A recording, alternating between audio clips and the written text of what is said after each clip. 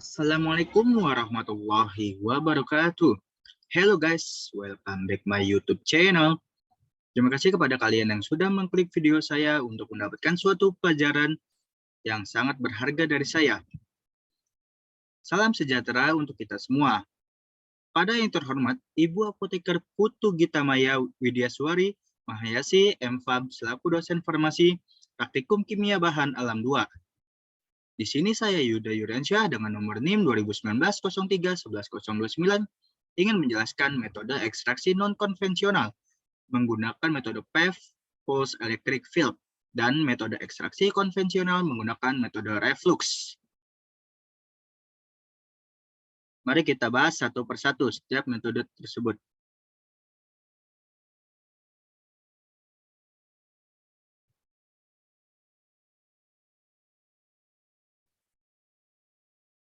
Adapun topik pembahasan kita kali ini ialah pengertian dan tujuan dari ekstraksi, pengertian dari metode PEF dan reflux, mekanisme atau prinsip dari metode PEF dan reflux, alat dan mekanisme pada metode PEF dan reflux, kelebihan dan kekurangan dari metode PEF dan reflux, dan terakhir daftar pustaka.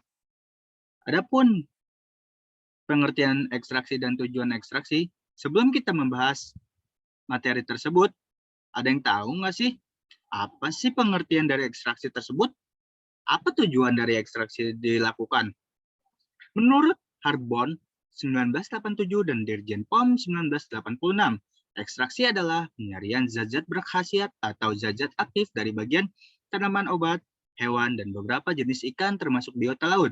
Zat-zat aktif terdapat di dalam sel, namun sel tanaman dan hewan berbeda. Demikian pula ketebalannya, sehingga diperlukan metode ekstraksi dengan pelarut tertentu dalam mengekstraksinya.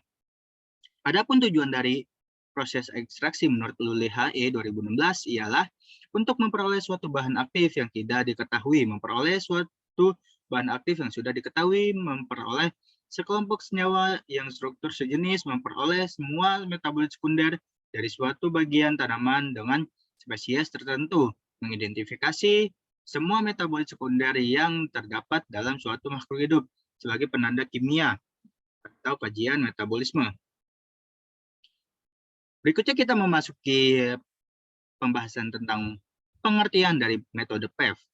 PEF atau Pulse Electric Field menurut Canovas dan Howard 2001 merupakan salah satu metode perlakuan pendahuluan bahan secara non-thermal dengan menggunakan kejutan listrik intensitas tinggi yang didasarkan pada aplikasi denyut pendek pada tegangan tinggi ke bahan yang ditempatkan di antara dua elektroda.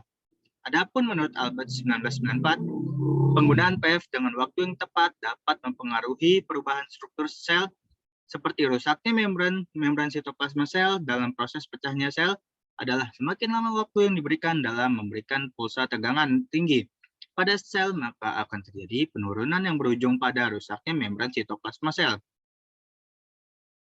Adapun topik pembahasan kita selanjutnya ialah pengertian dari metode reflux. Menurut Wang Di Liu Wei Chenji 2013, ialah proses ekstraksi pada cair pada suhu konstan dengan penguapan dan kondensasi pelarut berulang. Proses ini dilakukan dalam rentang waktu tertentu dan tanpa kehilangan pelarut. Adapun pengertian reflux yang lainnya ialah ekstraksi dengan pelarut pada temperatur titik didihnya selama waktu tertentu dan dalam jumlah pelarut terbatas yang relatif konstan dengan adanya pendingin balik. Berikutnya kita akan membahas tentang mekanisme atau prinsip dari PEF.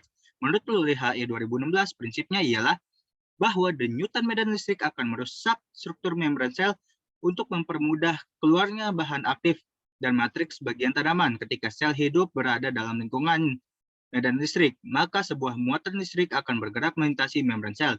Berdasarkan karakteristik dipol pada molekul membran, maka potensial listrik akan memisahkan molekul senyawa bahan aktif atas dasar muatan mereka dalam membran sel. Setelah muatan listrik dalam membran melampaui nilai muatan listrik kritis sekitar 1 volt, terjadi tolak-menolak antara molekul yang membawa muatan sehingga membentuk pori-pori pada bagian membran yang lemah dan menyebabkan kenaikan permeabilitas yang sangat drastis. Efektivitas teknik ini sangat tergantung pada kekuatan medan listrik energi listrik yang digunakan, jumlah denyutan, suhu, dan karakteristik bagian tanaman yang diekstraksinya. Teknik ini mampu untuk mengurangi terjadinya degradasi pada senyawa yang tidak tahan panas, meningkatkan rendaman ekstraksi, dan mengurangi waktu ekstraksi. Berikutnya kita akan membahas tentang mekanisme atau prinsip dari reflux. Adalah pelarut volatil yang digunakan akan menguap pada suhu tinggi namun akan didinginkan dengan kondensor sehingga pelarut yang tadinya dalam bentuk uap akan mengembun pada kondensor dan turun lagi ke dalam wadah reaksi sehingga pelarut akan tetap ada selama reaksi berlangsung. Menurut Dirjen POM 1986, ialah penarikan komponen kimia yang dilakukan dengan cara sampel dimasukkan ke dalam labu alas bulat bersama-sama dengan cairan penyari lalu dipanaskan. Uap-uap cairan penyari terkondensasi pada kondensor bola menjadi molekul-molekul cairan penyari yang akan turun kembali menuju labu alas bulat. Akan menjadi kembali sampel yang berada pada labu alas bulat. Demikian seterusnya berlangsung secara berkesinambungan. Sampai penyarian sempurna, penggantian pelarut dilakukan sebanyak 3 kali setiap 3-4 jam. Filtrat yang diperoleh dikumpulkan dan dipekatkan. Mari kita bahas tentang alat dan mekanisme pada metode PEV. Semua wadah pengolahan PEV memiliki dua elemen utama, elektroda yang merupakan konduktor yang melewatkan tegangan listrik ke dalam cairan yang sedang diproses, dan isolator di antara elektroda ini yang menjaga celah di antara elektroda. Salah satu treatment chamber elektroda di sisi lain masih merupakan area penelitian aktif. Elektroda PEV awal dibuat dari stainless steel dengan tujuan untuk menghindari kontaminasi produk yang diolah oleh bahan non-makanan. Sayangnya, elektroda awal ini memiliki masa hidup yang sangat singkat. Arus listrik akan mengikisnya dengan sangat cepat dan mereka juga mengembangkan endapan pada permukaan elektroda yang bertindak sebagai isolator listrik. Studi awal ini melaporkan masa pakai elektroda mulai dari 10 hingga ratusan jam. Ketika elektroda perlu diganti, biaya tidak hanya biaya elektroda, tetapi biaya waktu henti sistem untuk penggantian elektroda dan biaya pembersihan seluruh jalur proses sebelum operasi dapat dilanjutkan. Selanjutnya, kita akan membahas tentang diagram PEV yang dirangkai dengan rangkaian paralel dirancang dengan komponen elektronik.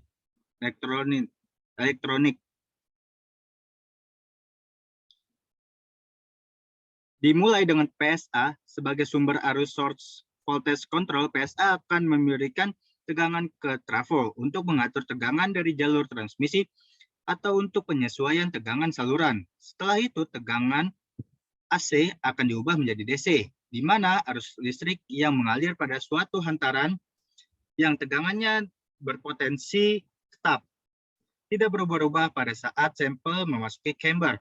Akan dilakukan kejutan listrik intensitas tinggi sehingga terjadi spark. Pada saat pengisian chamber, timer berfungsi sebagai pengatur lama waktu pengolahan dan untuk menggerakkan komponen switching. Jika waktu ditentukan sudah selesai, switching akan mematikan sumber arus listrik secara otomatis. Selanjutnya kita akan membahas alat pulse electric field yang lainnya.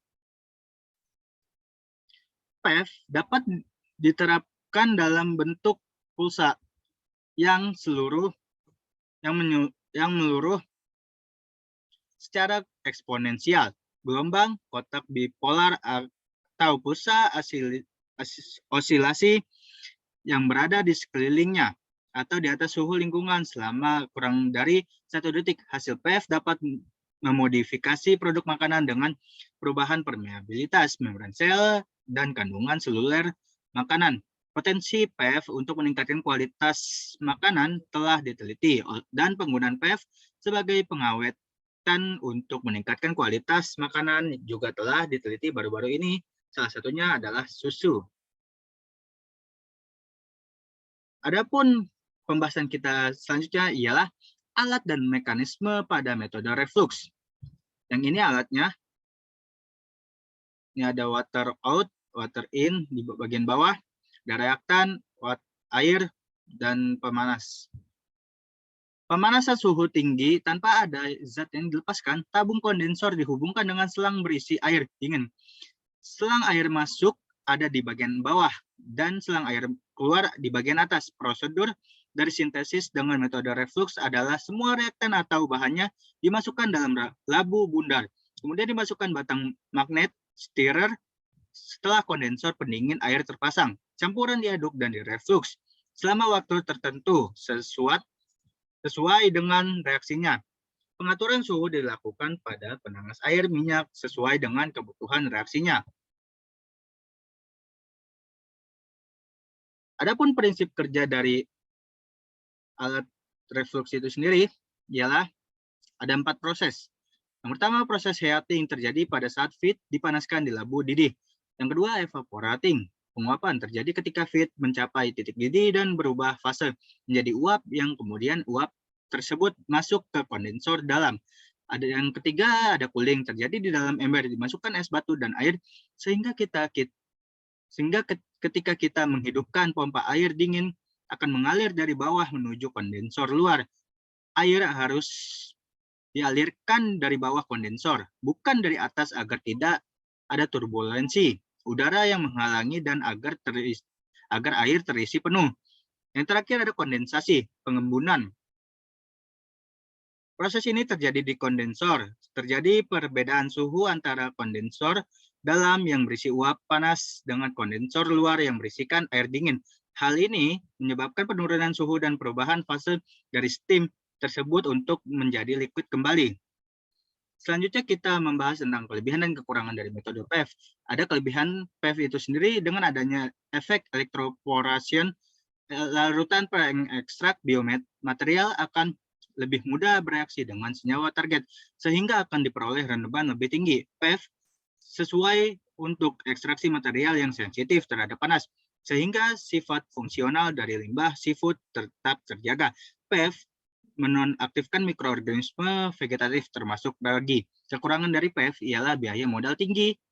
Perlakuan PEV efektif untuk inaktivasi bakteri vegetatif saja. Pengobatan tidak menonaktifkan enzim, serta perlakuan PEV hanya memiliki nilai tambah yang cukup besar untuk rentang produk tertentu. Berikutnya kita akan membahas tentang kelebihan dan kekurangan dari metode reflux. Ada kelebihan dari reflux itu sendiri, yaitu digunakan untuk mengekstraksi sampel yang memiliki tekstur kasar dan tahan pemanasan langsung. Kekurangannya ialah membutuhkan volume total pelarut yang besar. Yang ini terakhir ada daftar pustaka. Terima kasih. Sekian presentasi dari saya. Kurang lebihnya mohon maaf. Bila ada kata atau materi yang kurang, mohon maaf. Wassalamualaikum warahmatullahi wabarakatuh.